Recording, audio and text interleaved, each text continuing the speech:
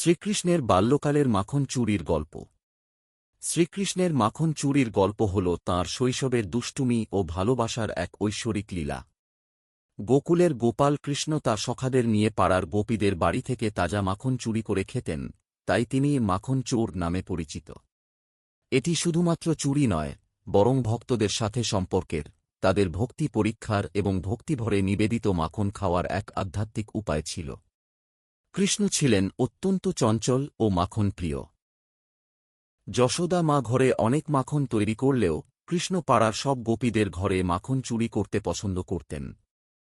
কৃষ্ণ তাঁর সখাদের সাথে করে মানুষের বাড়িতে ঢুকে মাটির পাত্র থেকে মাখন চুরি করতেন। গোপীরা জানতেন কৃষ্ণ মাখন চুরি করবেন, তাই তারা তাজা মাখন তৈরি করে উঁচু জায়গায় রেখে দিতেন। গোপীরা মনে মনে চাইতেন কৃষ্ণ যেন তাদের মাখন চুরি করে খান, যা তাদের ভালোবাসার গভীরতাকে বোঝায়। এই লীলার মাধ্যমে কৃষ্ণ শুধু ক্ষুধা মেটাতেন না, বরং গোপীদের হৃদয়ে সর্বদা তাঁর কথা ভাবতে বাধ্য করতেন।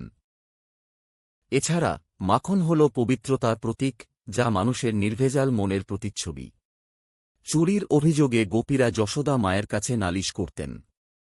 যশোদা মা কৃষ্ণকে শাস্তি দিতে গেলে তিনি অবাক করে নিজের রূপের প্রকাশ ঘটাতেন। মাখন চুরির এই লীলা ভক্তি ও আনন্দের এক অনন্য নিদর্শন, যা গোকুলবাসীকে কৃষ্ণের প্রতি আরও নিবিড় ভালোবাসায় আবদ্ধ করত।